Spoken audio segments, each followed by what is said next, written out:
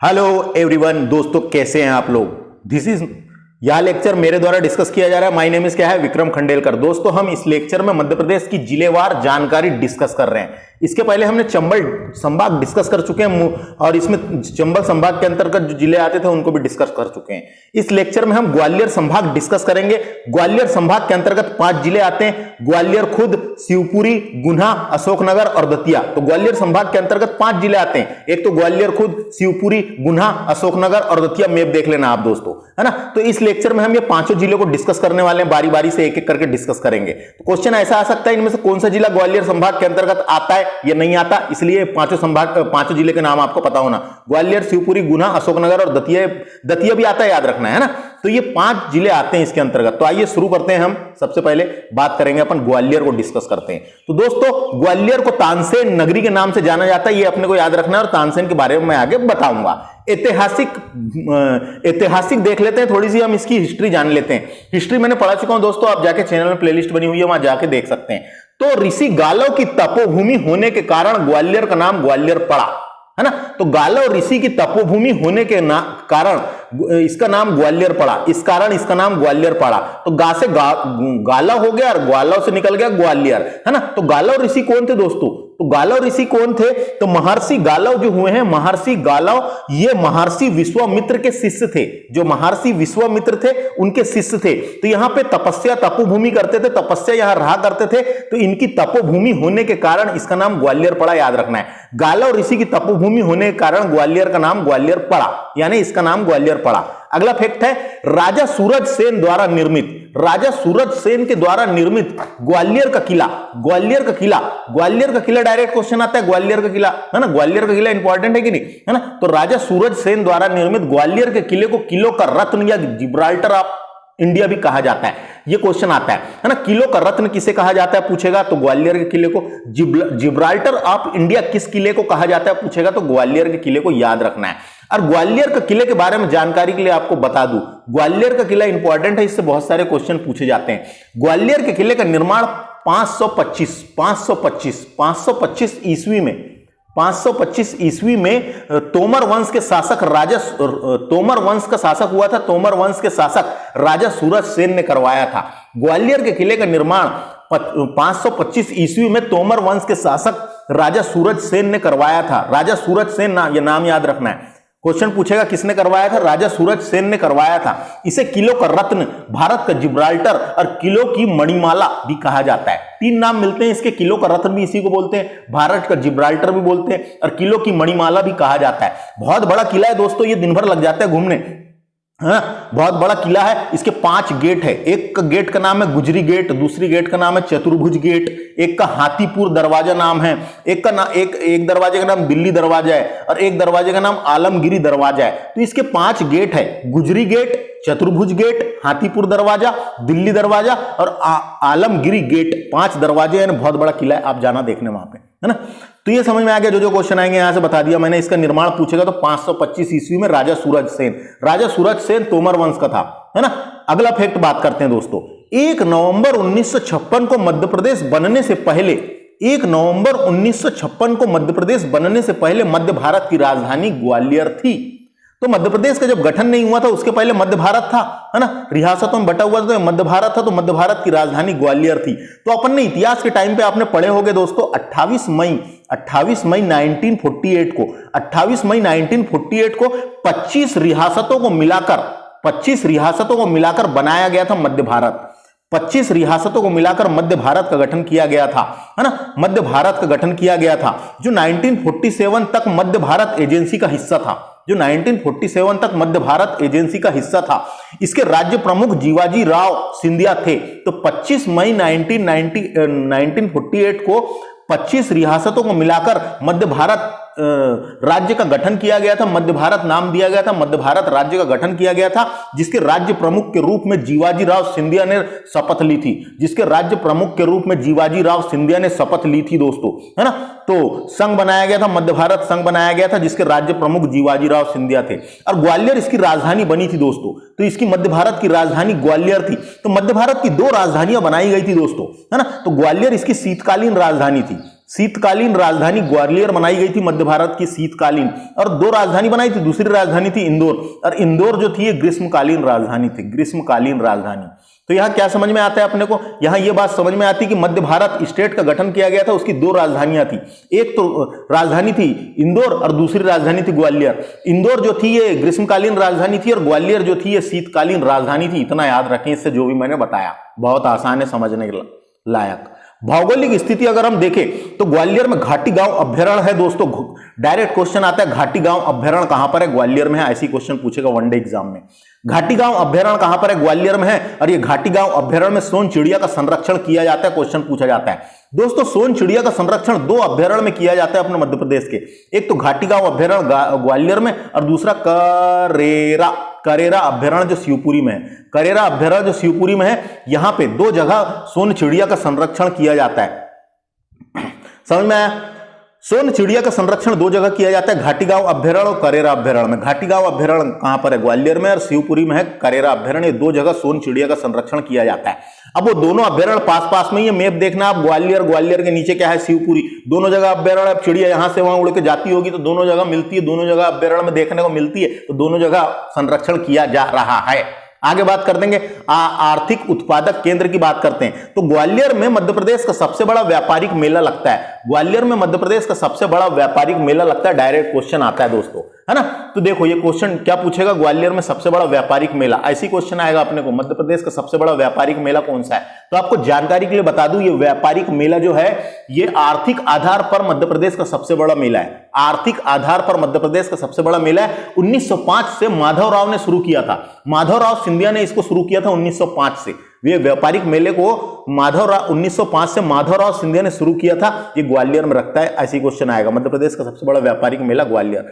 अगला है Mangaram biscuit factory कहां है, ऐसा वनडे एग्जाम में क्वेश्चन आ जाता है। बिस्कुट फैक्ट्री ग्वालियर में है दोस्तों। ये बिस्कुट फैक्ट्री का नाम मंगाराम बिस्कुट फैक्ट्री कहां है पूछेगा, ग्वालियर में, याद रखना है। सांस्कृतिक एवं पर्यटन स्थल देख लेते हैं तो यहाँ के धार्मिक स्थल है सहस्त्र बहु मंदिर, इसे सास बहू का मंदिर भी बोलते हैं। सहस्त्र बहु मंदिर, इसे सास बहू का मंदिर भी कहते हैं, याद रखना है ना, इंपॉर्टेंट है। सास बहू का मंदिर कहां पूछेगा, कहां है पूछेगा, या फिर यह पूछ सकता है सहस्त्र बहु मंदिर कहां पर है।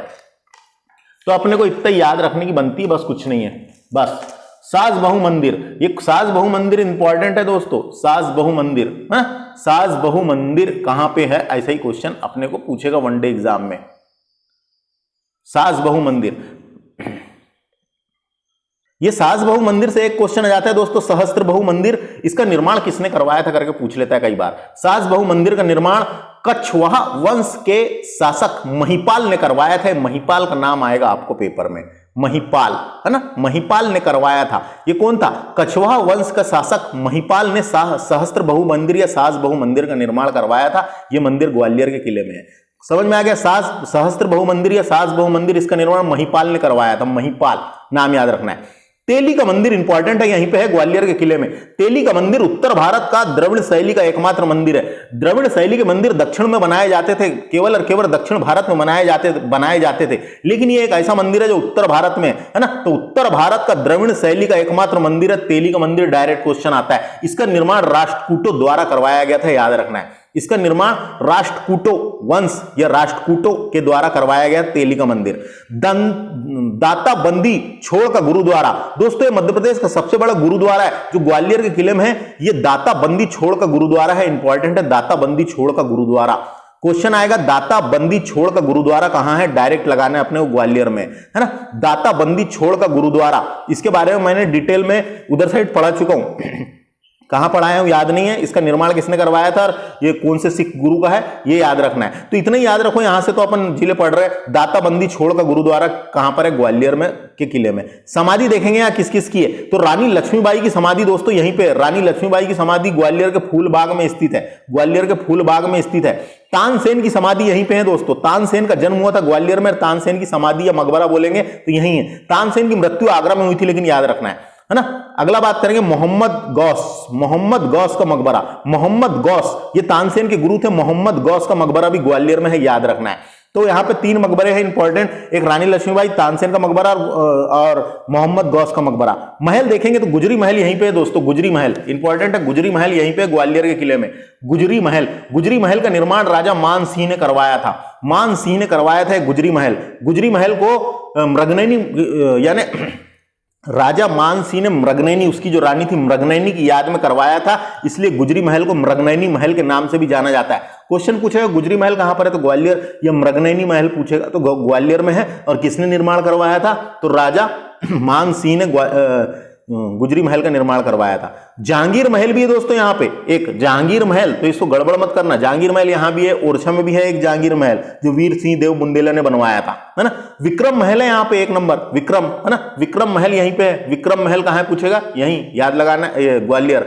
और जय विलास महल इंपॉर्टेंट है, जय विलास महल कहां पर है, जय विलास महल, ये जय विलास महल जो है ये ग्वालियर में है। जय विलास महल ये जीवाजी का निवास स्थान था, जीवाजी राव सिंधिया का निवास स्थान था दोस्तों, है ना। उस टाइम पे जीवाजी राव सिंधिया का निवास स्थान था, अच्छे महल है ना। तो ये इतनी चीजें याद रखना है, यहाँ पे संस्कृति से रिलेटेड क्वेश्चन आ जाता है। उसके बाद इधर यहाँ देख लेते हैं अपन, नीचे देखते हैं, पहले शिक्षा संस्थान बने हुए देख लेते हैं। देश का पहला advocate training centre, advocate training centre कहां है, डायरेक्ट पूछेगा, यहीं लगाना है अपने ग्वालियर। अगला है महिला एनसीसी प्रशिक्षण केंद्र कहां पे है पूछेगा तो ग्वालियर में, ये भी इंपॉर्टेंट है। राजमाता विजय राजे सिंधिया कृषि विश्वविद्यालय कहां पर है, तो मध्य प्रदेश में 2 कृषि विश्वविद्यालय हैं दोस्तों, एक तो जबलपुर में है नेताजी सुभाष चंद्र बोस कृषि विश्वविद्यालय, और दूसरा यहीं पे है, ये है क्या नाम है, राजमाता विजय राजे सिंधिया कृषि विश्वविद्यालय ग्वालियर। तो 2 कृषि विश्वविद्यालय हैं, एक तो जबलपुर में और एक ग्वालियर में, है ना। दोनों के नाम याद रखना है किसके नाम पे रखे गए हैं करके। राजा मान सिंह तोमर संगीत विद्यालय, डायरेक्ट क्वेश्चन आता है, मैंने मध्य प्रदेश में शिक्षा पढ़ा चुका हूं, देख लेना जाके। तो राजा मान सिंह तोमर संगीत विश्वविद्यालय कहां पर है पूछेगा तो ग्वालियर, इतना याद रखना है। रानी लक्ष्मीबाई शारीरिक प्रशिक्षण संस्थान, है ना, नेशनल इंस्टीट्यूट, राष्ट्रीय लेवल का है, national institute of physical education, ये ग्वालियर में है। इसकी स्थापना भी याद रखना है, 1957 में हुई थी, 1957 में हुई थी। भारतीय पर्यटक एवं यात्रा प्रबंधक संस्थान, ये ग्वालियर में, जिसकी स्थापना 1983 में हुई थी, है ना। तो भारतीय पर्यटन, है ना, टूरिस्ट वाला है, ये पर्यटन एवं यात्रा प्रबंधक संस्थान इंस्टीट्यूट बना हुआ, ये है कहां पे, 1983 में हुई थी स्थापना, ग्वालियर, ये याद रखना है, ऐसे क्वेश्चन आएगा। भारतीय पर्यटन एवं यात्रा प्रबंधक संस्थान 1983 ग्वालियर में है, याद रखना है। देश का एकमात्र तैरता रंगमंच ग्वालियर में है, डायरेक्ट क्वेश्चन आता है, ये आ चुका है कई एग्जामों में। देश का एकमात्र तैरता रंगमंच, तैरता हुआ रंगमंच बना हुआ है, जहां पे आप स्टेज बना हुआ है, जहां पे प्रदर्शन कर सकते हैं, है ना। तो ये पूछेगा डायरेक्ट, देश का पहला तैरता हुआ रंगमंच कहां पर है तो ये ग्वालियर में है। कैप्टन रूप सिंह अंतरराष्ट्रीय क्रिकेट स्टेडियम, कैप्टन रूप सिंह स्टेडियम कहां है पूछेगा, ग्वालियर में है। और यहां ये स्टेडियम क्रिकेट का स्टेडियम है, याद रखना है। ये स्टेडियम का है, क्रिकेट का स्टेडियम है, कैप्टन रूप सिंह के नाम पे रखा गया क्रिकेट का स्टेडियम ग्वालियर में है। और यहाँ पे अंतरराष्ट्रीय लेवल के मैच हो चुके हैं, और यहीं पे सचिन तेंदुलकर ने दोहरा शतक लगाया था दोस्तों, इतना स्पोर्ट भी पढ़ा चुका हूं, आप देख सकते हैं डिटेल में जाके। उसके बाद ग्वालियर की सुबुदा घोसले गायकवाड़, ग्वालियर की सुबुदा घोसले गायकवाड़ बनी देश की सबसे युवा महिला क्रिकेट एम्पायर। तो देश की सबसे युवा महिला क्रिकेट एम्पायर बनी है दोस्तों। यह वर्तमान में यह झाबुआ के थांदला कॉलेज में खेल अधिकारी पद पर है, खेल अधिकारी पद पर है। तो क्वेश्चन आ सकता है कहां की है दोस्तों, वो कहां की है तो ग्वालियर की है। ग्वालियर की काहे की पर्सनालिटी से क्वेश्चन पूछता है ना। तो ग्वालियर की सुबुदा घोसले गायकवाड़ बनी देश की सबसे युवा महिला क्रिकेट एम्पायर। तो क्वेश्चन आ सकता है ये कौन है तो ये युवा महिला क्रिकेट एम्पायर है, याद रखना है, सुबुदा घोसले गायकवाड़। ये वर्तमान में झाबुआ में खेल अधिकारी है थांदला कॉलेज में। तो ग्वालियर से इतनी इंफॉर्मेशन थी, स्टैटिक के रूप में काम की बताया। इसे तानसेन की नगरी के नाम से जाना जाता है ना। तानसेन, संगीत सम्राट तानसेन की समाधि यहीं पे है। और तानसेन जो है रीवा के राजा रामचंद्र के दरबार में थे, अकबर ने उनको वहां से प्राप्त किया था और अपने 9 रत्नों में से एक बनाया था, इतना याद रखना है। तो ग्वालियर से इतना ही, आगे समझ क्या। अब बात करते हैं अपन शिवपुरी की। शिवपुरी जिले के बारे में देख लेते हैं क्या क्या इंपॉर्टेंट इंफॉर्मेशन करते हैं शिवपुरी जिले की। शिवपुरी जिले के जितने भी स्टैटिक फैक्ट हैं हम यहाँ देख लेंगे, और इसके पहले तो देख ही चुके हैं। तो इसकी ऐतिहासिक देखें तो शिवपुरी जिले का पुराना नाम या प्राचीन नाम नलपुर मिलता है, याद रखना है दोस्तों। नलपुर नाम निकला है नरवर से, है ना, नलपुर नाम निकला है नरवर से, इतना याद रखें। नल और दमयंती की कथा में वर्णित प्रसिद्ध किला नरवर का किला स्थित है। दोस्तों आपको जानकारी के लिए बता दूं, ऐसे ही क्वेश्चन आता है, नरवर का किला किस जिले में है, तो शिवपुरी जिले में है। नल और दमयंती की प्रेम कहानी का साक्षी रहा है ये किला। नरवर के किले को नल और दमयंती की प्रेम कहानी की वजह से भी जाना जाता है। दमयंती कौन थी, तो दमयंती विदर्भ देश के राजा भीम की पुत्री थी। वहीं नल निषाद के राजा वीरसेन के पुत्र थे। दोस्तों निषाद के राजा वीरसेन के पुत्र थे। कहा जाता है कि दोनों ही बहुत रूपवान थे, यानी सुंदर थे। उनकी प्रेम कहानी की सुंदरता का वर्णन भी किया गया। उनकी सुंदरता की चर्चा दूर दूर तक थी। दोनों एक दूसरे की सुंदरता के बारे में सुनकर ही खुश हो जाते थे, मन ही मन प्रेम करने लगे थे। नल की राजधानी थी यह किला, राजा नल की राजधानी थी यह किला, जिसको नरवर का किला कहते हैं। महाभारत में किले की चर्चा राजा नल की राजधानी के रूप में की गई है। दोस्तों महाभारत में किले की चर्चा राजा नल की राजधानी के रूप में की गई है। नरवर को नलपुर के नाम से भी जाना जाता था। ये जो नरवर है दोस्तों, ये नरवर को नलपुर, जो पुराना नाम मैंने बताया, नलपुर के नाम से भी जाना जाता था। यहाँ की संस्कृति के अभिलेखों से हमें जानकारी मिली है। बात करेंगे, अगला फैक्ट है 18 अप्रैल 1859 को शिवपुरी में तात्या टोपे को फांसी दे दी गई थी। क्वेश्चन आ सकता है दोस्तों, तात्या टोपे की समाधि कहाँ पर है, तो शिवपुरी में है। ये तारीख याद रखना है, कब फांसी दी गई थी पूछा जाता है। 18 अप्रैल 1859 को शिवपुरी में तात्या टोपे को फांसी दे दी गई थी। दोस्तों आपको जानकारी के लिए बता दूं, तात्या टोपे को नरवर के राजा मान सिंह ने किसने फंसाया था या किसने विश्वासघात किया था पूछा जाता है ना। उसका नाम था मान सिंह, है ना। तो ये डायरेक्ट क्वेश्चन आएगा, किसके विश्वासघात, तो तात्या टोपे को नरवर के राजा मान सिंह ने विश्वासघात कर अंग्रेजों के हाथे पकड़वा दिया था। अंग्रेजों के हाथों पकड़वा दिया था, है ना। जंगलों में पारोन के जंगलों में, कौन से जंगलों में, वो जंगल था वहाँ पे, नाम था उसका परोन के जंगलों में तात्या टोपे के साथ विश्वासघात हुआ। नरवर का राजा मान सिंह अंग्रेज से मिला हुआ था और उसकी गद्दारी के कारण 7 अप्रैल 1859 को जंगल में सोते हुए पकड़ लिया गया था। अंग्रेजों के द्वारा तात्या टोपे आराम कर रहे थे, सो रहे थे, तो सोते हुए उनको 7 अप्रैल 1859 को पकड़ लिया गया था और 18 अप्रैल 1859 को शिवपुरी में तात्या टोपे को फांसी दे दी गई थी। दोस्तों मैं ज़्यादा जानकारी इसलिए दे रहा हूँ, यहाँ जो स्टैटिक जानकारी है वो पेपर में आती है, लेकिन ज़्यादा जानकारी पता रहती है तो वो भी आ जाती है। किसने विश्वासघात किया था ये पूछा गया है एक बार। भौगोलिक स्थिति अगर देखें तो शिवपुरी क्षेत्रफल की दृष्टि से दूसरा सबसे बड़ा जिला है। दोस्तों एरिया वाइज बात हो रही है, क्षेत्रफल की दृष्टि से सबसे बड़ा जिला है छिंदवाड़ा है दोस्तों। दूसरे नंबर का कौन सा है, तो शिवपुरी है, और तीसरे नंबर का सागर है। कम से कम 3 अपने को क्षेत्रफल के आधार पर पता होना। तो क्षेत्रफल की दृष्टि से सबसे बड़ा जिला है छिंदवाड़ा, क्षेत्रफल की दृष्टि से दूसरा सबसे बड़ा जिला है शिवपुरी, क्षेत्रफल की दृष्टि से तीसरा सबसे बड़ा जिला है सागर। 3 कम से कम पता होना। शिवपुरी में माधव राष्ट्रीय पार्क यानी माधव राष्ट्रीय उद्यान स्थित है। दोस्तों ये माधव राष्ट्रीय उद्यान की स्थापना 1958 में की गई थी, इंपॉर्टेंट है ना। और ये टाइगर प्रोजेक्ट में शामिल नहीं है, इतना याद रखना है। माधव राष्ट्रीय उद्यान शिवपुरी में है। यहाँ से शिवपुरी जिले से NH46 और NH27 यानी नेशनल हाईवे 46 और नेशनल हाईवे 27 दोनों इस जिले से होकर गुजरते हैं। क्वेश्चन पूछा जा सकता है और किस राष्ट्रीय उद्यान से होकर गुजरते हैं, तो माधव राष्ट्रीय उद्यान से होकर गुजरते हैं। शिवपुरी में मोहिनी सागर झील, अटल सागर बांध सिंध नदी पर निर्मित है। दोस्तों डायरेक्ट आता है। अटल सागर बांध का पुराना नाम था माणीखेड़ा, माड़ीखेड़ा परियोजना या माड़ीखेड़ा बांध, है ना। काफ़ी चर्चा में रहा है ये बांध, इंपॉर्टेंट है। माड़ीखेड़ा नाम का परियोजना का नाम बदलकर अटल सागर परियोजना रख दिया गया, अटल सागर बांध रख दिया गया। ये सिंध नदी पर है दोस्तों। और यहाँ पे एक झील भी है जिसका नाम है मोहिनी सागर झील और अटल सागर बांध सिंध नदी पर है मेरे प्यारे भाइयों और बहनों। तो याद रखना ये वाला फैक्ट को डायरेक्ट आता है। प्रमुख नदियां देखेंगे तो सिंध नदी दोस्तों इस जिले से होकर बहती है। सिंध नदी चंबल में जाकर समा जाती है, चंबल की उपनदी है। इसके अलावा कुंवारी नदी सिंध नदी में जाके मिलती है ना। और मनिहारी नदी है भी इस जिले में बहती है, इसको याद रखना है। मनिहारी नदी ये शिवनाथ नदी में जाके मिलती है दोस्तों, है ना, इतना याद रखें। 3 नदी इस जिले की प्रमुख नदियां हैं।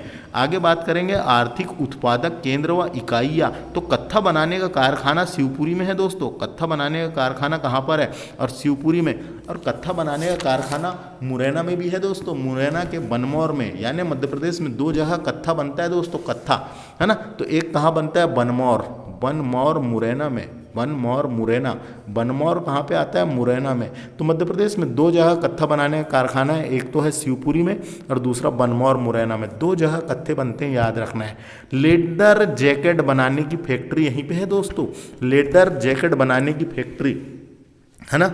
टॉप लेदर जैकेट मैन्युफैक्चरिंग, यानी टॉप लेवल के लेदर जैकेट मैन्युफैक्चर्स होते हैं वहाँ पे शिवपुरी में। तो याद रखना है, ये लेदर कॉम्प्लेक्स नहीं है दोस्तों, लेदर कॉम्प्लेक्स देवास में है। ये लेदर जैकेट बनाने की फैक्ट्री की बात हो रही है। लेदर जैकेट बनाने की फैक्ट्री या लेदर जैकेट मैन्युफैक्चरिंग की फैक्ट्री कहाँ है? तो शिवपुरी में है, याद रखना है। सांस्कृतिक पर्यटन स्थल देखते हैं तो मध्य प्रदेश का पहला पर्यटक नगर शिवपुरी को घोषित किया गया था। किसको? शिवपुरी को। मध्य प्रदेश का पहला पर्यटक नगर शिवपुरी को घोषित किया गया था। डायरेक्ट क्वेश्चन आता है इसमें, पचमढ़ी मत लगा देना। मध्य प्रदेश का पहला पर्यटन नगर शिवपुरी को घोषित किया गया था। किसको? शिवपुरी जिले को घोषित किया गया था। सुल्तानगढ़ झरना है दोस्तों, सुल्तानगढ़ झरना, ये शिवपुरी में नरवर तहसील के अंतर्गत पार्वती नदी पर है। पार्वती नदी पर है। कहाँ पे है? पार्वती नदी पर बना हुआ है, जिसका नाम है झरना है। एक जलप्रपात टाइप का प्रतीत होता है, झरना है जिसका नाम है सुल्तानगढ़ झरना। सुल्तानगढ़ झरना शिवपुरी के नरवर तहसील के अंतर्गत पार्वती नदी पर स्थित है दोस्तों, ये, है ना। काफ़ी मोहक जलप्रपात है जिसका नाम है सुल्तानगढ़ झरना, काफ़ी चर्चा में रहता है, इंपॉर्टेंट है। करेरा अभ्यारण्य दोस्तों, यहाँ पे सोन चिड़िया का संरक्षण किया जाता है। करेरा अभ्यारण्य कहाँ पर है? पूछेगा, शिवपुरी में। यहाँ पे सोन चिड़िया का संरक्षण किया जाता है, याद रखना है। और सोन चिड़िया का संरक्षण 2 अभ्यारण्य में किया जाता है, एक तो घाटी गांव अभ्यारण्य जो ग्वालियर में है वहाँ, और दूसरा करेरा अभ्यारण्य, है ना। ये 2 अभ्यारण्य में सोन चिड़िया का संरक्षण किया जाता है। मैप देखना आप, ग्वालियर और शिवपुरी पास में है, तो चिड़िया यहाँ से वहाँ उड़ के जाती होगी, तो दोनों राष्ट्रीय उद्यानों में दिखाई देती है, यानी अभ्यारण्य में दिखाई देती है। घाटी गांव में और करेरा में, दोनों अभ्यारण्य में दिखाई देती है और लुप्त होते जा रही थी, इसलिए इसका संरक्षण किया जा रहा है। याद रखना है, 2 जगह किया जाता है, घाटी गांव अभ्यारण्य ग्वालियर में और करेरा अभ्यारण्य शिवपुरी में। माधव राष्ट्रीय उद्यान के अंतर्गत दोस्तों, माधव राष्ट्रीय उद्यान के अंतर्गत एक भवन बना हुआ है जिसका नाम है जॉर्ज कैसल भवन। डायरेक्ट क्वेश्चन आता है, जॉर्ज कैसल भवन। कैसल भवन कहाँ पर है? जॉर्ज कैसल भवन कहाँ पर है? माधव राष्ट्रीय उद्यान में है, शिवपुरी में, है ना।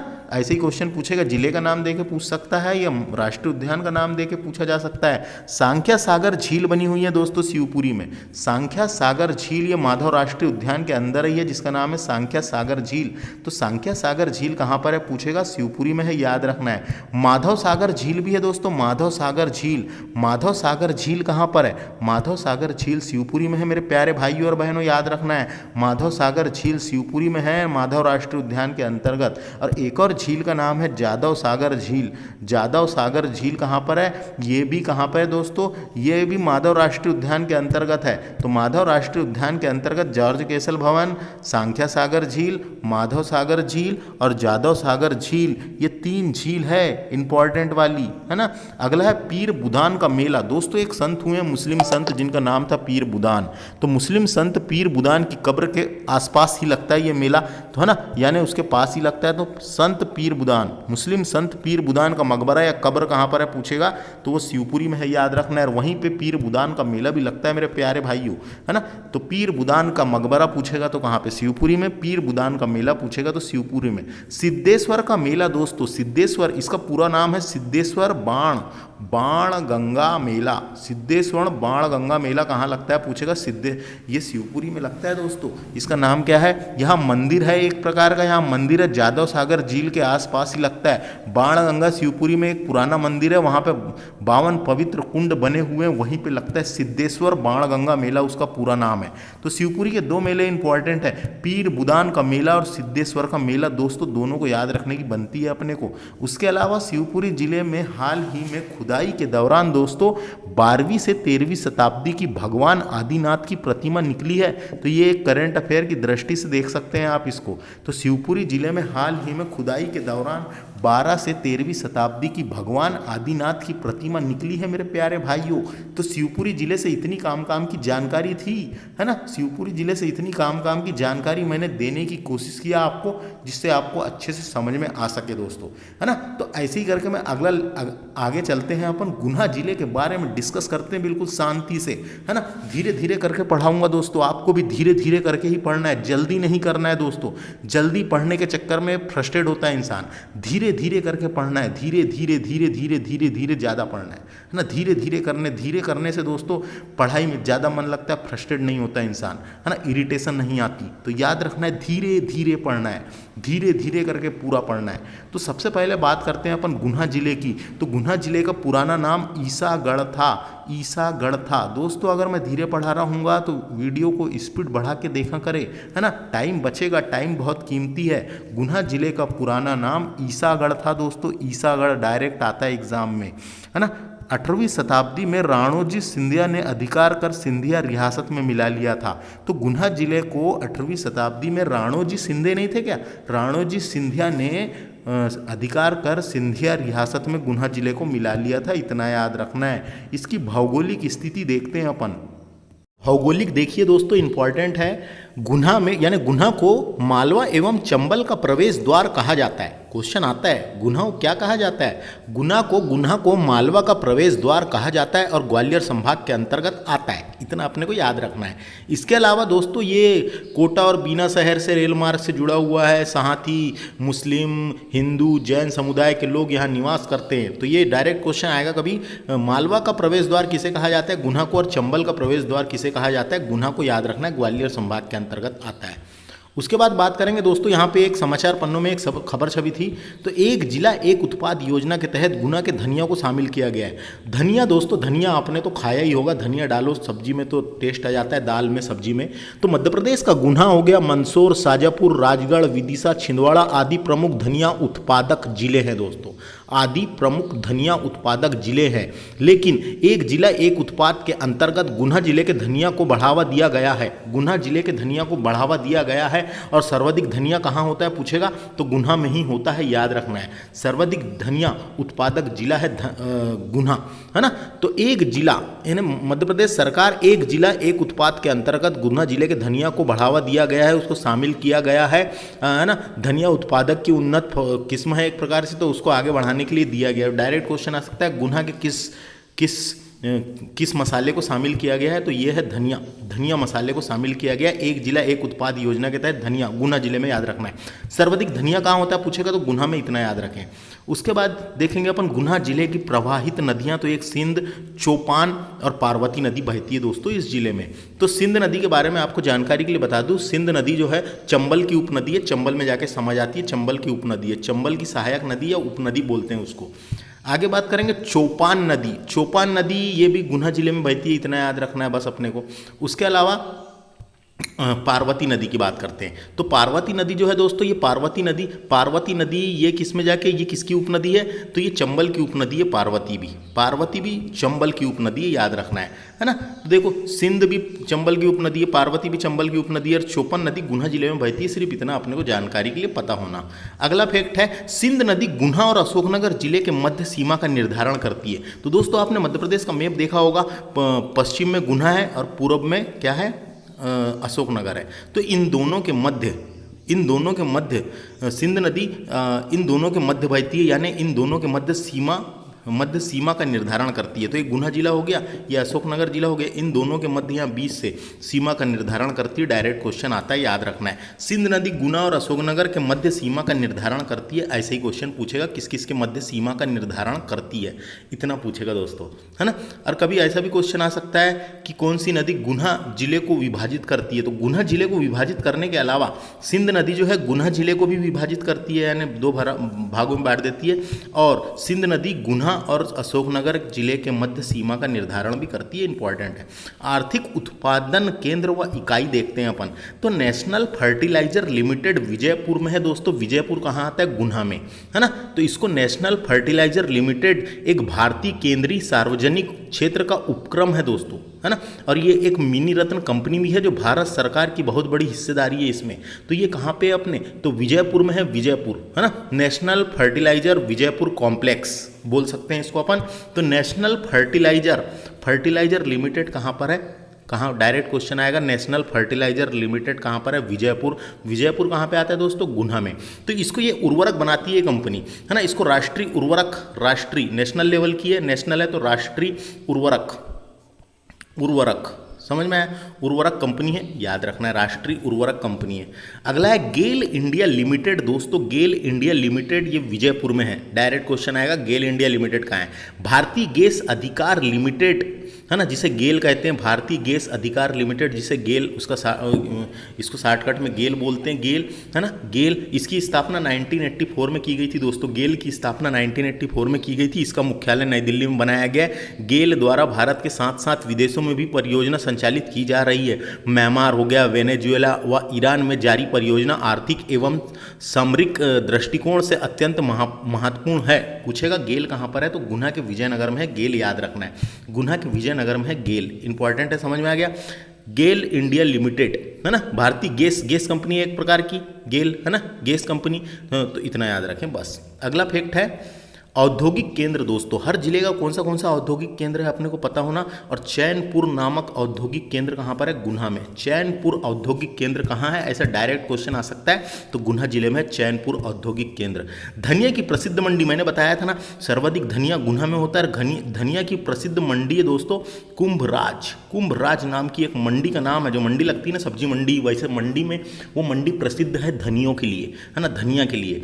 तो धनिया की प्रसिद्ध मंडी कुंभराज कहाँ पे पूछेगा? तो गुना जिले में है, याद रखना है। और एक जिला एक उत्पाद योजना के अंतर्गत गुना जिले के धनिया को शामिल किया गया है। उसके बाद देखिए हजीरा, विजयपुर और जगदीशपुर। हजीरा आता है दोस्तों गुजरात में, विजयपुर आता है एमपी में। हजीरा कहाँ आता है? गुजरात में, है ना। विजयपुर आता है एमपी में, और जगदीशपुर आता है यूपी में। यानी तीन राज्य की परियोजना है दोस्तों। ये 3 राज्य की गैस पाइपलाइन परियोजना है ना, गैस पाइपलाइन परियोजना है, इतना याद रखें। तो हजीरा, विजयपुर, जगदीशपुर भारत की पहली क्रॉस स्टेट गैस पाइपलाइन है। क्रॉस स्टेट गैस पाइपलाइन है। परियोजना की शुरुआत 1986 में उत्तर प्रदेश राज्य से हुई थी। उर्वरक संयंत्रों को गैस की आपूर्ति के लिए गेल लिमिटेड को शामिल करने के बाद की गई थी दोस्तों। क्या बताया मैंने आपको, यहाँ समझने वाली बात है ना। इसकी स्थापना, इसकी शुरुआत 1986 में उत्तर प्रदेश राज्य में स्थित उर्वरक संयंत्रों को गैस की आपूर्ति के लिए गेल लिमिटेड को शामिल करने के बाद की गई थी, है ना। नहीं आया समझ के? आ गया होगा। देखो, उत्तर प्रदेश राज्य में स्थित उर्वरक संयंत्रों को गैस की आपूर्ति करना था। गैस की आपूर्ति के लिए गेल इंडिया को जब शामिल किया गया, शामिल करने के बाद इसकी स्थापना की गई थी, है ना। बहुत लंबी पाइपलाइन है ये, 1750 यानी 1750 किलोमीटर ग्रिड वाली परियोजना है ये। पहले चरण में 1997 में शुरू हुआ था। तो अपने को इतनी जानकारी नहीं पता होना, अपने को इतनी जानकारी पता होना कि हजीरा, विजयपुर, जगदीशपुर गैस पाइपलाइन यहीं से होकर गुजरती है। कहाँ से? गुना से होकर गुजरती है। गुना से होकर गुजरती है, पूछेगा क्वेश्चन, है ना। गुना से होकर गुजरती है। हजीरा कहाँ है? गुजरात में, विजयपुर गुना में, जगदीशपुर उत्तर प्रदेश। अगला है पर्यटन, ये क्या है? सांस्कृतिक पर्यटन स्थल देखते हैं। तो तेजा जी का मेला लगता है दोस्तों कहाँ पे? भनावत गांव में, तेजा जी, है ना। आपको जानकारी के लिए बता दूं, एक तेजा जी का मेला राजस्थान के नागौर जिले में भी लगता है। नागौर जिले में भी लगता है, राजस्थान के नागौर जिले में भी लगता है तेजा जी का मेला, और यहाँ भी लगता है। तेजा जी का मेला भनावत गांव में लगता है, याद रखना है। कौन से गांव में? भनावत गांव में। ऐसे ही क्वेश्चन आएगा। तेजा जी, है ना। तेजा जी खेत की जुताई करते समय किसान तेजा जी के गीत भी गाते हैं दोस्तों। तेजा जी के गीत भी गाते हैं। खेत में जुताई करते के समय किसान तेजा जी के गीत भी गाते हैं, है ना। तेजा जी को काला बाला का देवता कहा जाता है। काला बाला का देवता भी कहा जाता है तेजा जी को, काला और बाला। देखो ज़्यादा चीज़ इसलिए बता रहा हूँ, अपने को तो वनडे एग्जामों में फैक्ट के रूप में क्वेश्चन आएंगे। तेजा जी का मेला कहाँ लगता है? भनावत गांव, गुना। तो ये गांव का नाम भी याद रखना, कई बार गांव का ही नाम दे देता है। अगला है बजरंगगढ़ का किला दोस्तों कहाँ पर है, पूछेगा गुना में। बजरंगगढ़ का किला, किलों से क्वेश्चन आ जाते हैं। बजरंगगढ़ के किले को एक और नाम है इसका, बजरंगगढ़ के किले को झारकोन के नाम से भी जाना जाता है। बजरंगगढ़ के किले को झारकोन के नाम से भी जाना जाता है। गुना जिले में बजरंगगढ़ गांव में स्थित है दोस्तों, है ना। बस इतना याद रखना है इसको, इससे जानकारी इतना ही है। बजरंगगढ़ के किले के 4 दिशाओं में 4 द्वार बने हुए हैं दोस्तों, काफ़ी बड़ा किला है। किले के अंदर मोती महल, रंग महल, राम मंदिर, बजरंग मंदिर आदि भी बरकरार हैं। तो अपने को तो इतना ही याद रखना है, बजरंगगढ़ का किला कहाँ पर है, पूछेगा गुना, बस इतना पूछ सकता है ना। अगला है हनुमान टेकरी दोस्तों, हनुमान टेकरी कहाँ पर है, तो गुना जिले से लगभग करीब 5 किलोमीटर दूर प्रसिद्ध स्थल है दोस्तों, श्री हनुमान टेकरी मंदिर बोलते हैं इसको। हनुमान टेकरी मंदिर ऊंची पहाड़ी पर स्थित यह मंदिर अत्यंत प्राचीन और दक्षिणमुखी हनुमान जी की प्रतिमा स्थापित है। यहाँ पे दक्षिणमुखी हनुमान जी की प्रतिमा स्थापित है। टेकरी सरकार का यह स्थान 7वीं शताब्दी पूर्व का है। टेकरी सरकार के नाम से जाना जाता है इसे क्या नाम से जाना जाता है, टेकरी सरकार के नाम से जाना जाता है। और साधु संतों की तपोभूमि का केंद्र भी रहा है ये हनुमान टेकरी, जो साधु संत होते थे उनके तपोभूमि का केंद्र भी रहा है। क्वेश्चन ऐसे ही पूछेगा अपने को, हनुमान टेकरी कहाँ पर है, गुना में याद रखना है ना, गुना में। अगला अन्य फैक्ट देखते हैं, तो यह उपग्रह यानी यहाँ पर भू उपग्रह दूर संचार उपकेंद्र है दोस्तों। तो दोस्तों भू उपग्रह दूर संचार केंद्र कहाँ पर है, पूछेगा, याद रखना गुना में है, ये डायरेक्ट क्वेश्चन आएगा।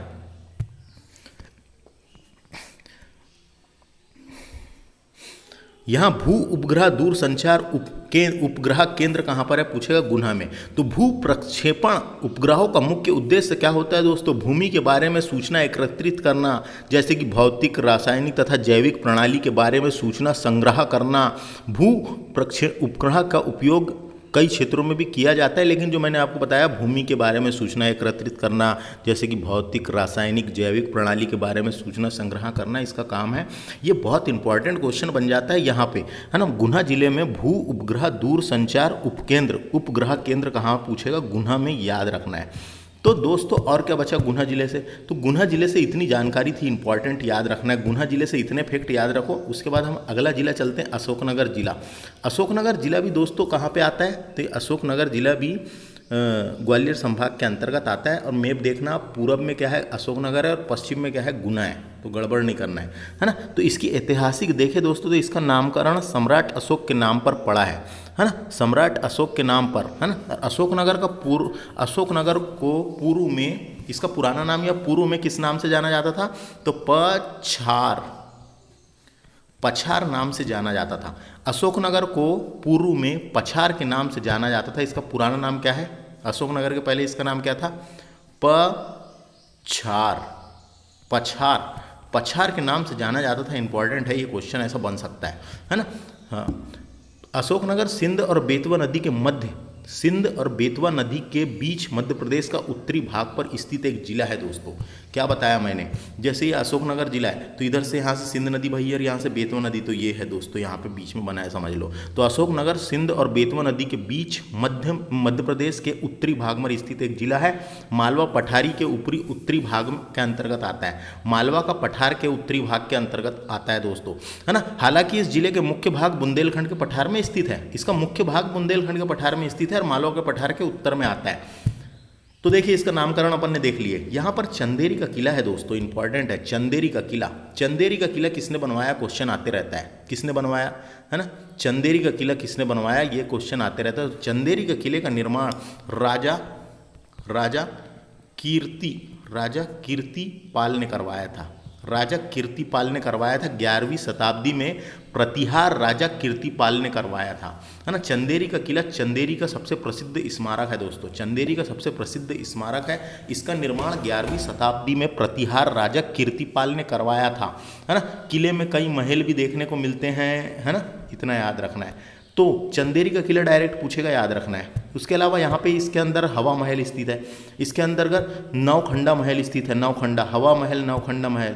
कोसक महल इंपॉर्टेंट है, कई बार क्वेश्चन आ जाता है कहाँ पे, चंदेरी में, है ना। 32वीं बावड़ी कहाँ स्थित है करके क्वेश्चन आ जाता है, चंदेरी में। तो ये इतने इंपॉर्टेंट है दोस्तों, जिसमें से एक चंदेरी का किला, हवा महल, नौखंडा महल, कोसक महल कहाँ है पूछेगा चंदेरी में, 32वीं बावड़ी कहाँ है चंदेरी में। इतना याद रखना है अपने को यहाँ से, बस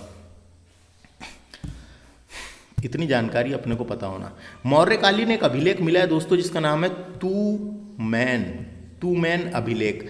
तूमैन अभिलेख कहाँ है करके क्वेश्चन आता है तो ये है कहाँ पे, अशोकनगर में। अशोक के समय में यानी अशोक के समय का अभिलेख है दोस्तों, ये अशोक के समय का अभिलेख है। जैसे कि उसने रूपनाथ अभिलेख बनवाया था, गुर्जर अभिलेख बनाया था, पनगुडरिया अभिलेख बनवाया था, यानी अभिलेख में मिले हैं उसके साक्ष्य। वैसे ही ये किसका अभिलेख है तो ये मौर्य काल से संबंधित अभिलेख है। मौर्यकालीन अभिलेख तैमूर अभिलेख किस जिले में है, ऐसा क्वेश्चन अपने को आ सकता है तो अशोकनगर में है। तो तैमूर नहीं तूमैन है, सॉरी तूमैन अभिलेख कहाँ है पूछेगा। तूमैन अभिलेख मौर्यकालीन अभिलेख है। क्वेश्चन पूछा जा सकता है कौन सा कालीन है, मौर्य साम्राज्य के टाइम का, इसलिए मौर्यकालीन बोलते हैं। अशोकनगर जिले में स्थित है, याद रखना है। भौगोलिक स्थिति देखें तो यहाँ से प्रवाहित नदियाँ में बेतवा और सिंध नदी बहती है दोस्तों, बेतवा और सिंध नदी बहती है यहाँ से, है ना। और ये भी क्वेश्चन आ सकता है, ये तैमूर अभिलेख बाद में किसका अभिलेख हो गया था, कुम्हारगुप्त का तूमैन अभिलेख। कभी पूछा किसका अभिलेख था तो मौर्यकालीन तो है लेकिन कुम्हारगुप्त के टाइम का है ना। कुम्हारगुप्त का अभिलेख है, कुम्हारगुप्त का है, याद रखना है ना। कुम्हारगुप्त का अभिलेख है, इतना याद रखें। उसके बाद यहाँ से प्रभावित नदियाँ तो मैंने बताया अशोकनगर जिला है तो इधर से पश्चिम में क्या सिंध नदी बहती है और इधर से बेतवा नदी बहती है, दोनों के मध्य स्थित है। तो अशोकनगर से बेतवा नदी और सिंध नदी बहती है दोस्तों। चंदेरी बेतवा नदी के किनारे स्थित है, डायरेक्ट क्वेश्चन आता है। जो चंदेरी शहर है, चंदेरी गांव है, जो भी बोल सकते हैं उसको, चंदेरी तहसील, चंदेरी अशोकनगर में है, ये बेतवा नदी के किनारे स्थित है, याद रखना है। ऐसे क्वेश्चन आ जाते हैं कई बार। चंदेरी किस नदी के किनारे, बेतवा नदी के किनारे है। आर्थिक उत्पादन केंद्र व इकाई देखेंगे तो चंदेरी की साड़ियाँ भारत वर्ष में प्रसिद्ध है, इसको भौगोलिक संकेत प्राप्त है दोस्तों। तो दोस्तों चंदेरी प्रसिद्ध क्यों है ना। तो चंदेरी तो मध्य प्रदेश के अशोकनगर जिले में चंदेरी शहर को विश्व प्रसिद्ध हाथ से बनी हुई चंदेरी साड़ियों के लिए जाना जाता है। हाथ से बनी हुई चंदेरी साड़ियों के लिए जाना जाता है ना। मध्य प्रदेश में 2 सांस्कृतिक क्षेत्र ऐसे हैं दोस्तों जहां मालवा और बुंदेलखंड की सीमा पर स्थित है ये क्षेत्र। चंदेरी साड़ी की विशेषता इसके हल्के महीन बनावट और उत्तम विशिष्टतम अनुभव है दोस्तों। मध्य प्रदेश में 2 साड़ियों के ब्रांड है दोस्तों, एक तो महेश्वरी की साड़ी बोलते हैं उसको, महेश्वरी की, जो कहाँ पे आता है महेश्वरी की साड़ी, खरगोन में, और दूसरा चंदेरी की साड़ी। ये दोनों चंदेरी की साड़ी अशोकनगर में, यानी 2 साड़ियों के ब्रांड है ना। और ये चंदेरी की साड़ी को मध्य प्रदेश का पहला जीआई टैग मिला था, भौगोलिक संकेत। मध्य प्रदेश का पहला जीआई टैग चंदेरी की साड़ी को मिला था, याद रखना है। चंदेरी की साड़ी प्रसिद्ध है साड़ियों के लिए। चंदेरी क्यों प्रसिद्ध है पूछेगा, साड़ियों का ब्रांड है। और चंदेरी की साड़ी ने ही अपना पहला पेटेंट बनाया था दोस्तों, है ना। पहला पेटेंट, जो पेटेंट बनाते हैं, जो लोगो पेटेंट, तो ये चंदेरी की, ये पहला ऐसा था जिसने अपना पेटेंट बनाया था, याद रखना है चंदेरी की साड़ी। सांस्कृतिक व पर्यटन केंद्र देखेंगे तो संगीतकार बैजू बावरा की समाधि चंदेरी में है दोस्तों। बैजू बावरा के बारे में आपको जानकारी के लिए बता दूं, बैजू बावरा भारत के एक ध्रुपद गायक थे, है ना, ध्रुपद गायक थे। बैजनाथ प्रसाद नाम था इसका, और बैजनाथ मिश्र के नाम से जाने जाते थे। ग्वालियर के राजा मान सिंह के दरबार में गायक थे दोस्तों ये। बैजू बावरा ग्वालियर के राजा मान सिंह के दरबार में गायक थे, और उसके बाद अकबर के दरबार में महान गायक तानसेन के समकालीन थे। अकबर के दरबार के महान गायक तानसेन के समकालीन थे। इनके जीवन के बारे में बहुत सी कहावतें भी हैं, लेकिन अपने को इतना ही याद रखना है, बैजू बावरा की समाधि कहाँ है, चंदेरी में। संगीतकार रहे हैं, मान सिंह के दरबार में थे, है ना। अगला है करीला माता मंदिर दोस्तों, कहाँ है पूछेगा, अशोकनगर में। करीला माता मंदिर जो है ये अशोकनगर से 35 किलोमीटर दूर करीला नामक स्थान पर है दोस्तों। करीला नामक स्थान पर है। यहाँ प्रसिद्ध जानकी माता का मंदिर है। जानकी यानी सीता माता का मंदिर है। करीला माता जो है, जानकी किसको बोलते थे,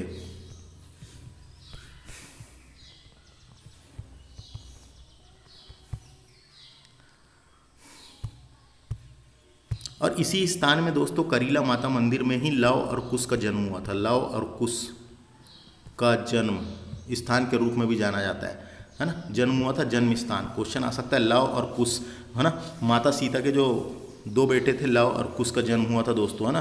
तो लव और कुश का जन्म हुआ था कहाँ पे, यहीं करीला माता मंदिर। इसको जानकी माता मंदिर के नाम से भी जाना जाता है। लव और कुश का जन्म कहाँ हुआ था पूछेगा तो अशोकनगर, याद रखना है। जागेश्वरी देवी का मंदिर भी है दोस्तों। यहाँ पे जागेश्वरी माता मंदिर है, एक चंदेरी से लगभग 100 साल पुराना माँ जागेश्वरी देवी का मेला भी लगता है वहाँ पे, और जागेश्वरी माता का मंदिर भी है, यानी 1000 साल पुराना मंदिर है और मेला भी है, ये कई सालों से लगते आ रहा है। जागेश्वरी माता मंदिर कहाँ है पूछेगा, अशोकनगर में, इतना याद रखें। जागेश्वरी माता मंदिर कहाँ है, याद हो गया क्या, अशोकनगर में है। अगला फैक्ट है दोस्तों, सिख समुदाय का आनंदपुर आश्रम, ये अशोकनगर में जिले में है। श्री आनंदपुर भक्ति और अध्यात्म के मुख्य केंद्र के रूप में प्रसिद्ध है। यहाँ पर सत्य के साधन, आध्यात्मिक ज्ञान और शांति प्राप्त करने के लिए जाते हैं लोग। सिख समुदाय का आनंदपुर आश्रम अशोकनगर में है, इंपॉर्टेंट है, इसको याद रखना है। आनंदपुर आश्रम कहाँ है पूछेगा, अशोकनगर में। अन्य फैक्ट अगर हम देखें तो मूंगावली में मध्य प्रदेश की पहली खुली जेल स्थापित है। डायरेक्ट क्वेश्चन आता है, मध्य प्रदेश की पहली खुली जेल कहाँ पर है, तो मूंगावली में। खुली जेल या ओपन जेल से तात्पर्य ऐसी जेल होती है दोस्तों, ऐसी जेल व्यवस्था से है जहाँ कैदियों को दिन के समय उनके काम पर जाने दिया जाता है और रात सोते समय लौट आने को कहा जाता है।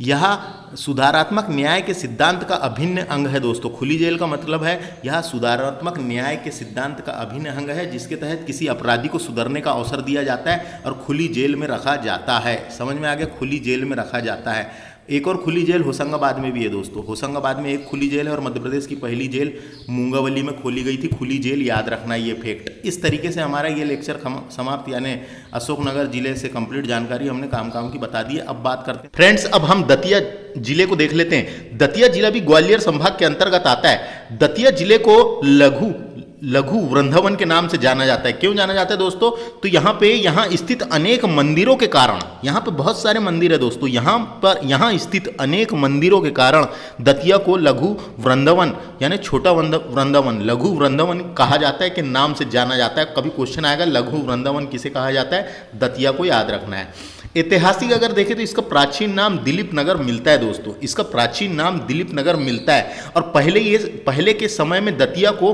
देव भक्त की राजधानी माना जाता था। देत भक्त है, फिर से बता रहा हूं, देत वक्त है ना। तो पहले के समय में दतिया को देव वक्त की राजधानी माना जाता था। देव वक्त की राजधानी माना जाता था पहले के समय में, इंपॉर्टेंट है। बुंदेलखंड क्षेत्र में पड़ता है। बुंदेलखंड का दतिया उत्तर प्रदेश और मध्य प्रदेश से लगा हुआ एक लोकप्रिय तीर्थ स्थल भी है दोस्तों, एक लोकप्रिय तीर्थ स्थल भी है। अगला फैक्ट है गुर्जरा अभिलेख दोस्तों, इंपॉर्टेंट है ना। गुर्जरा अभिलेख, ये अशोक का नाम देवना प्रिय दासी वर्णित है दोस्तों। क्वेश्चन आता है किस अभिलेख में अशोक का नाम अशोक मिलता है, तो गुर्जरा अभिलेख दोस्तों कहाँ पे, डायरेक्ट क्वेश्चन आएगा। गुर्जरा अभिलेख दतिया में है, अशोक का अभिलेख है। यहाँ पे अशोक का नाम देवना प्रियदासी मिलता है, याद रखना है, ऐसा पूछा जा सकता है। देवना प्रियदासी किस अभिलेख में मिलता है, तो गुर्जर अभिलेख में मिलता है ना। यह देश का एकमात्र ऐसा शिलालेख है दोस्तों जिसमें सम्राट अशोक का नाम अंकित है, ये याद रखना है। यह देश का एकमात्र ऐसा शिलालेख है जिसमें अशोक का नाम अशोक अंकित है। गुर्जर शिलालेख जिसमें अशोक का उल्लेख किया गया है मध्य प्रदेश के दतिया जिले में स्थित है, डायरेक्ट क्वेश्चन आता है, इतना याद रखें। ऐतिहासिक स्थल देखेंगे, दतिया का किला और सातखंडा महल स्थित है यहाँ पे दोस्तों। यहाँ दतिया का किला स्थित है दोस्तों, है ना। दतिया के किले में ही सातखंडा महल स्थित है ना। सातखंडा महल जो है दोस्तों, ये सातखंडा महल, इसका निर्माण राजा वीर सिंह देव के द्वारा 1620 में करवाया गया था, है ना। सातखंडा महल क्वेश्चन इंपॉर्टेंट है। सातखंडा महल कहाँ पे, डायरेक्ट क्वेश्चन आएगा। सातखंडा महल कहाँ पर है, डायरेक्ट क्वेश्चन आएगा। सातखंडा महल का निर्माण राजा वीर सिंह देव ने 1620 में करवाया था। सातखंडा महल को यानी बस नहीं याद रखना है, यहाँ से काम की चीज़ ये है ना। दतिया का सातखंडा महल दतिया का प्रतीक है एक प्रकार का, और दतिया का किला है। दतिया का किला किस जिले में पूछेगा, दतिया में, या फिर सातखंडा महल कहाँ है पूछेगा, दतिया में, याद रखना है सातखंडा महल, है ना। दतिया का किला किसने बनवाया था अगर अपन को पूछा कभी, दतिया का किला, तो यह एक बहुत बड़ा सुंदर मजबूत महल है दोस्तों। ये राजा वीर सिंह देव ने मुगल सम्राट जहांगीर के स्वागत के लिए बनवाया था। दतिया का किले का निर्माण किसने करवाया था, दतिया के किले का निर्माण वीर सिंह देव ने मुगल सम्राट जहांगीर के स्वागत के लिए करवाया था, है ना। जहांगीर के स्वागत के लिए करवाया था। और इसके ही अंदर सातखंडा महल है, 7 मंजिल वाली एक इमारत बनी हुई है जो राजपूत वास्तुकला के साथ साथ मुगल वास्तुकला का भी प्रतिनिधित्व करता है। है ना। राजपूत वास्तुकला के साथ साथ मुगल वास्तुकला का भी प्रतिनिधित्व करता है, बस इतना याद रखें। वीर सिंह देव ने बनवाया था दोनों।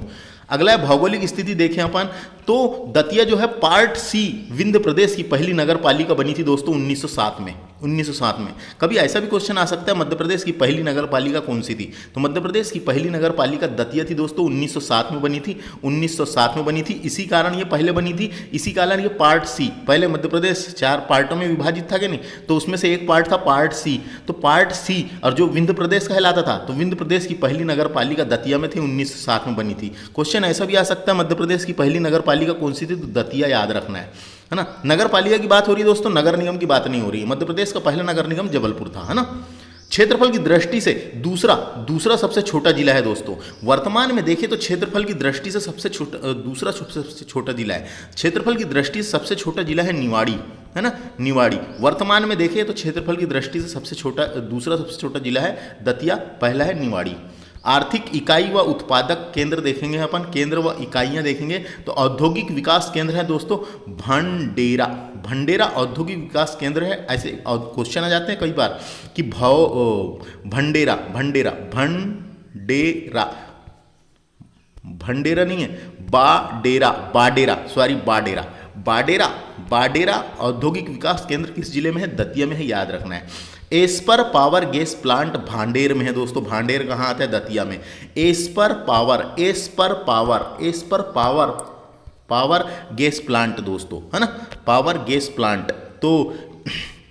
तो भांडेर में सौर ऊर्जा पावर प्लांट लगाने की शुरुआत हो चुकी है और ये एस्पर कंपनी के द्वारा लगाया जा रहा है। कंपनी दोस्तों एस्पर, एस्पर बोल रहा हूँ मैं, क्या लिखा है यहाँ पे, एसआर है दोस्तों, थोड़ी हिंदी सही नहीं है। एसआर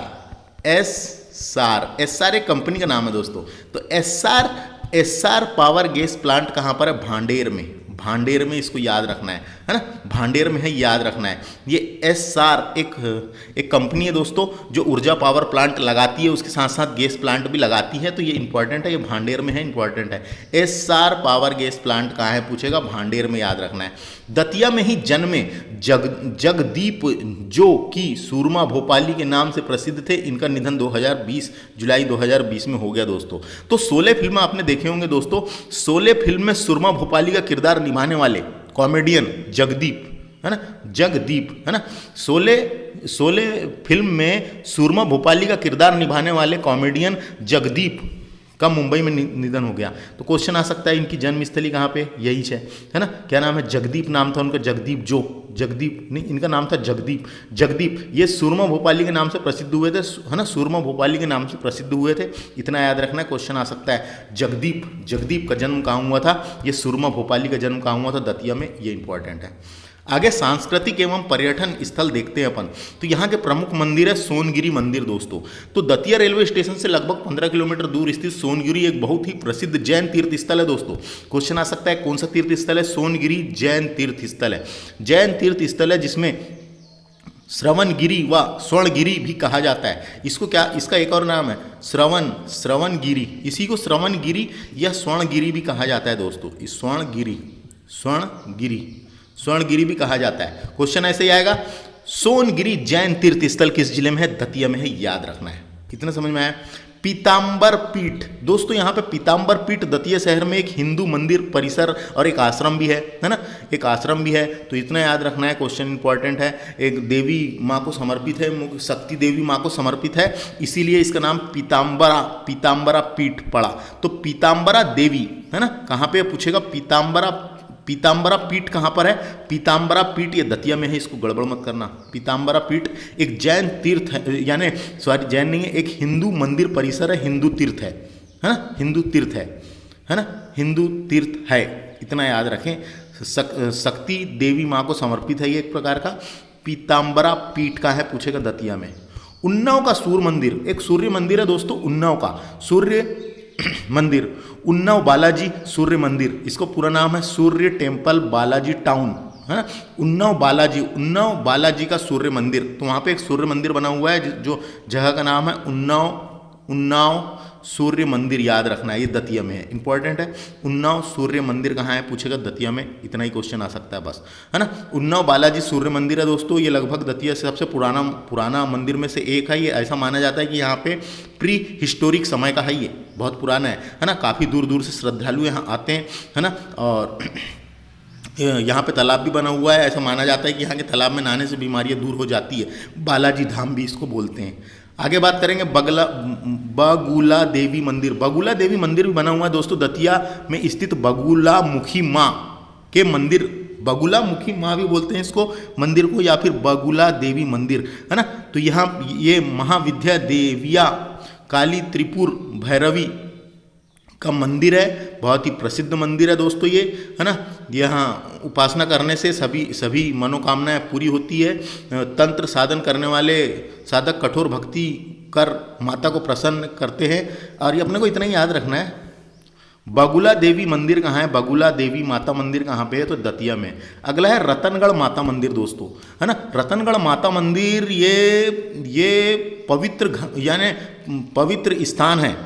रतनगढ़ माता मंदिर एक पवित्र स्थान है, जंगल में बना हुआ है, सिंध नदी के तट पर है, सिंध नदी के तट पर। और यहाँ पर दिवाली दूज पर हजारों की संख्या में लोग दर्शन करने आते हैं, है ना। यहाँ पे दिवाली का जो दूज भाई दूज होता है ना, दिवाली का दूज पर हजारों की संख्या में लोग दर्शन करने आते हैं। क्वेश्चन आएगा रतनगढ़ माता मंदिर कहाँ पर है, डायरेक्ट क्वेश्चन आएगा।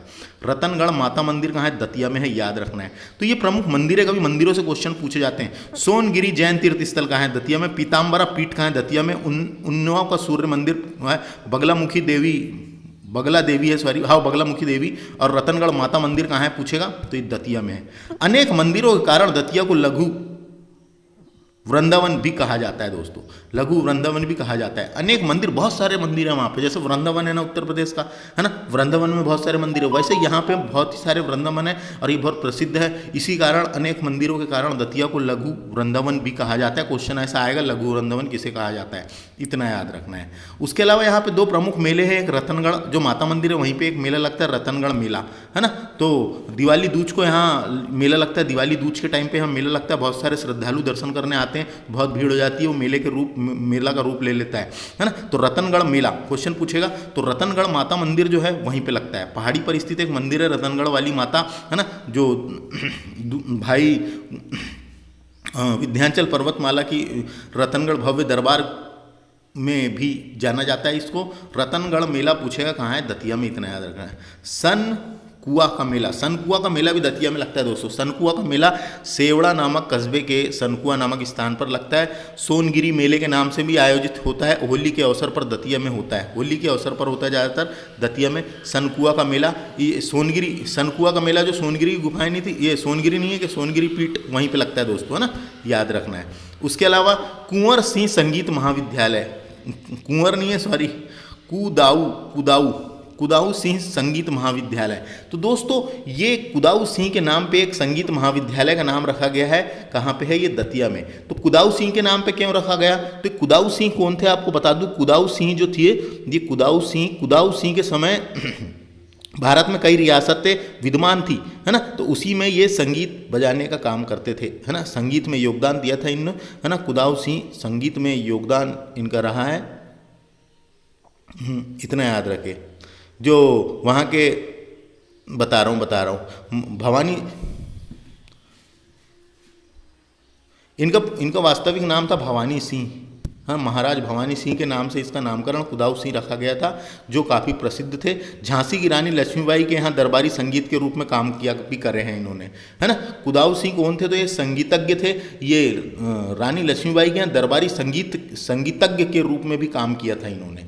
तो जो राजा महाराजा चलते थे उनके यहाँ संगीत भी बजाने का काम करते थे, है ना। तो इतना याद रखना है इनसे, बस तो इनसे इतना ही क्वेश्चन आएगा। तो झांसी की रानी के यहाँ दरबार में संगीतज्ञ के रूप में थे ये, है ना, बस इतना याद रखें। तो उन्हीं के नाम पे रखा गया है एक संगीत महाविद्यालय का नाम, जिसका नाम है कुदाऊ सिंह संगीत महाविद्यालय। कहाँ है पूछेगा, दतिया में है, इतना याद रखना है। तो इतनी चीज़ें हैं काम की दतिया के हिसाब से। इसे क्या बोलते हैं, लघु वृंदावन कहते हैं। प्राचीन नाम दिलीप नगर था, याद रखना है, इसका प्राचीन नाम क्या था, दिलीप नगर। गुर्जरा अभिलेख इंपॉर्टेंट है, दतिया किला और ये सातखंडा महल बता दिया वीर सिंह देव बुंदेला ने, है ना। पार्ट सी की पहली नगर पालिका की बात हो रही, नगर पालिका, है ना।